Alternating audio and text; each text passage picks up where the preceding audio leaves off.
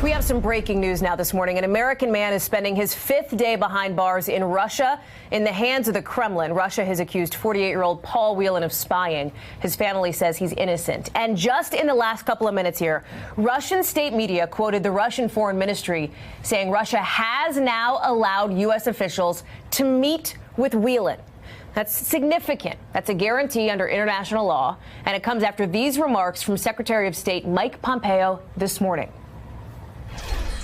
We are hopeful within the next hours we will get consular access to see him and get a chance to learn more.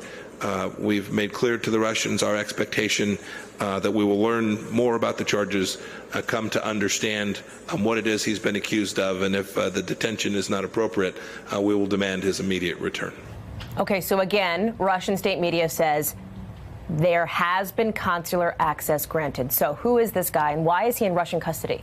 Overnight, NBC News learned Whelan served multiple tours in Iraq as part of the Marine Corps Reserves, but he was discharged for bad conduct in 2008 after being convicted on several charges related to larceny.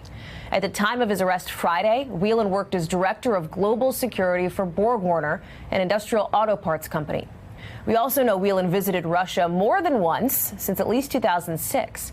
He had an account on a social media site that's popular in Russia called VK. And a year ago, he posted messages like, "God save President Trump." Whelan's twin brother insists there is no way his sibling is a spy. He says Paul was in Moscow for a friend's wedding. Paul Whelan's twin brother, David, is joining me now via Skype. David, thank you very much for being with us on the show. And first, your reaction to news from Russia that these U.S. officials are being allowed to meet with your brother. Have you gotten confirmation from the State Department? Yes, I've gotten confirmation from the State Department about 15 minutes or half an hour ago. And what did they tell you? Can you share more? It'd be off the top of my head. I was just glad to read it. It sounds like they were able to see him, that he's doing well. He was able to give them a list of things that he needed, and we have a better sense of how we should move forward in order to get him legal counsel. And what is how you should move forward? What are those steps you need to take that you're being told to do?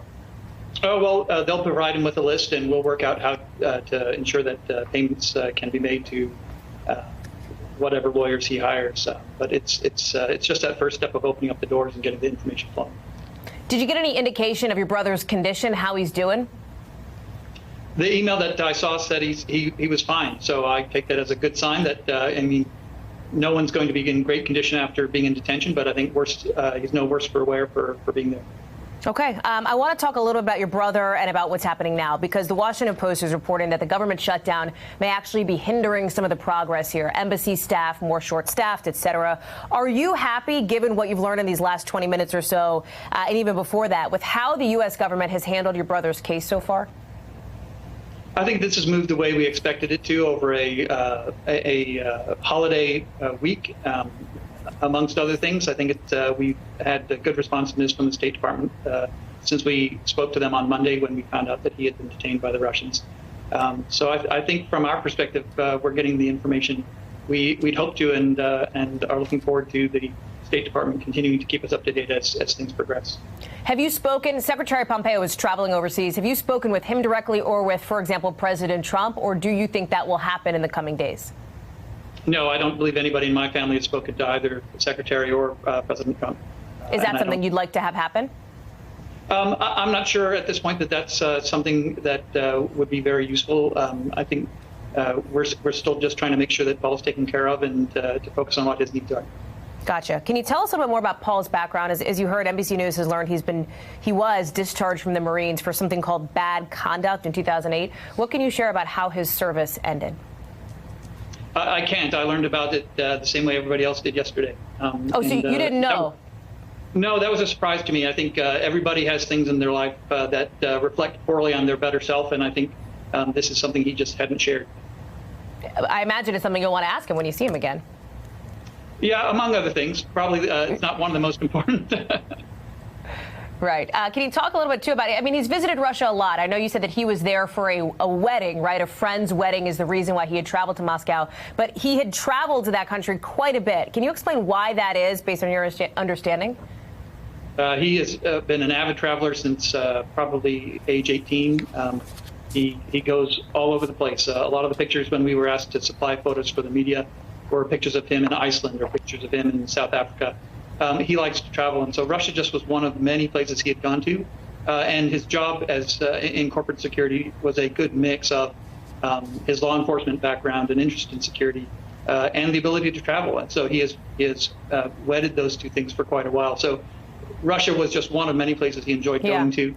He had social media friends that he had picked up over the years who were in Russia, which I expect is why he has the equivalent of a Russian Facebook page and VKontakte.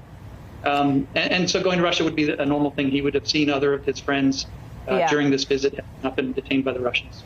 There are questions about the timing of this, of course, after Maria Butina here in the United States was pleaded guilty to acting as an unregistered foreign agent here. Vladimir Putin said a couple of weeks ago he would not retaliate. But let me ask you this. Do you believe the arrest of your brother was retaliation, was revenge in some way by the Russians? I think the world is too complicated to be able to boil that sort of thing down like that. Okay. And the speculation is a waste of the resources we would rather use for getting Paul home. Are you 100% confident your brother was not a spy, had no involvement in foreign espionage? I'm 100% confident that Paul was not a spy. David Whelan, we're glad that you heard from the State Department this morning with that news breaking just now, that your brother has been able to meet with U.S. officials. Please keep us updated on how he's doing. We hope to have you back. I will. Thanks, Hallie. Thanks, David. Thank you for checking out our YouTube channel. Why don't you subscribe? It's really easy. Just click on that button down there. And for more news from MSNBC, click on any of these videos here for the latest interviews and highlights. You can get more videos from MSNBC with our newsletters. Head over to msnbc.com/newsletters to sign up.